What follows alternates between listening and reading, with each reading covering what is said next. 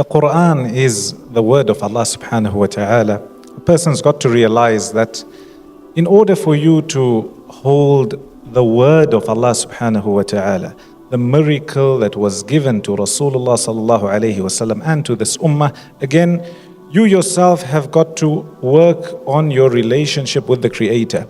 Do you think that a person who's constantly involved in sin and that which displeases Allah subhanahu wa ta'ala, do you think that memorizing the Qur'an will be made easy for him?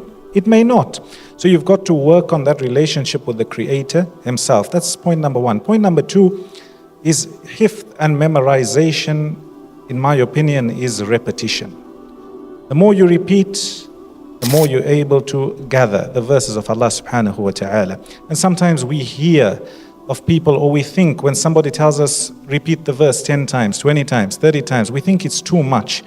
And there's those who repeat 300 and 400 and 1,000 times. Trust me, it's not a lot. It's not a lot. Hifth, after you've developed your relationship with Allah subhanahu wa ta'ala, is repetition, and you constantly repeat. And don't think that it's too much to repeat. Also, what's important to mention is holding or maintaining what you've memorized.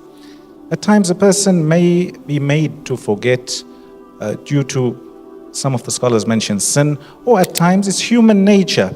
And by you going back to revise and go over those verses again, it's also an act of worship. Hifth is a constant work in progress for every single one of us. And bi'idhnillah, the person who embarks on this journey becomes closer to the word of Allah subhanahu wa ta'ala, and you find barakah in your life.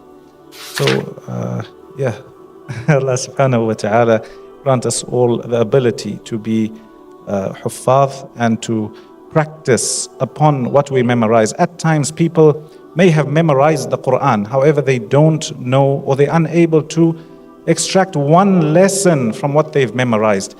And the point of this Qur'an, obviously we recite, we memorize, and we've got to understand, we've got to ponder and reflect over the verses and put it into practice. What's the point in knowing the whole Qur'an and your character and conduct is completely opposite of what the Qur'an teaches and what Rasulullah sallallahu alayhi wasallam taught us?